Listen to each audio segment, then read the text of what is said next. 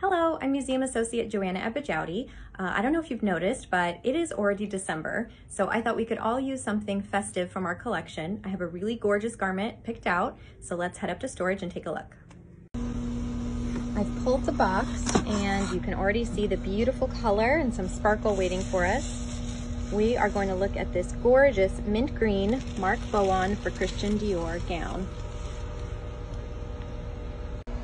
This gown was donated by Mrs. Betsy Bloomingdale. She wore it to the December 1964 opening of the Los Angeles Music Center. Such a neat effect with this overlayer of chiffon. It just would have given you a peek of the beautiful sparkling embellishment underneath.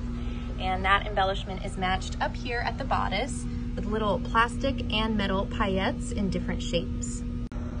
Like many couture gowns, this dress has a really intricate closure system. So we have the belt, which snaps under the bust, 2 layers of snaps here on the side, as well as hook and eyes, and then again, more snaps in the back. So another round of hook and eyes and a zipper has led me to the inner corset. And for a gown that looks so loose and flowy, you can see there is so much structure to ensure a perfect fit. This small abrasion actually gives us a peek at the spiral metal boning used inside the corsetry. And I also want to point out all of the hand-finished edges and some stitches along here. That is the true mark of a couture garment.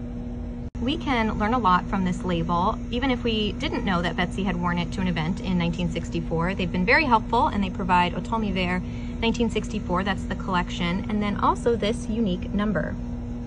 This number is unique to this gown, so not just the style number, but this particular garment worn by Betsy. So if we were to provide the number to the House of Dior, they would be able to track it down and know that it was this garment we were referring to. Here's a closer look at that embellishment. We've got circular plastic iridescent as well as metallic paillettes cut in a floral shape to give it a lot of dimension and sparkle.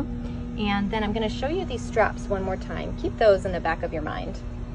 Here's a look at the finished hem of the chiffon, and this is really hard to do. I'm going to try to get as close as I can so you can see how intricate it is. It really speaks to the talent of the people that worked in these couture ateliers. Here are a few other garments from that same autumn-winter 1964 collection, and you can see they have a really similar aesthetic with the chiffon and the bands of embellishment. I mentioned Betsy wore this gown at the December 1964 opening of the Los Angeles Music Center, so here she is at that gala in a portrait taken by famous photographer Bob Willoughby.